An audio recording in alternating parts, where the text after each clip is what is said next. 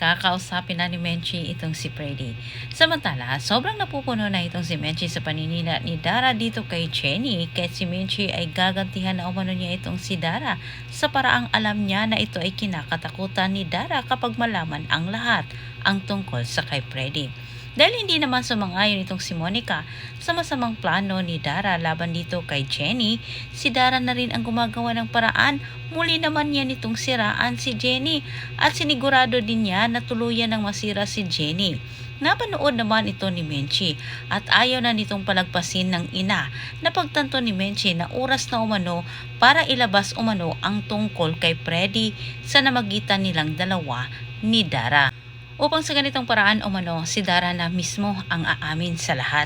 Samantala sa kabilang banda, habang abala naman itong si Megan sa pag-iisip ng paraan paano nila malinis ang kanilang grupo. Sinisisi ni Megan na si Jenny ang gumagawa umano para masira ang Yomi. Ngunit sagot naman ng kanyang mga kasamahan, wala umanong ibang sisihin kundi si Megan.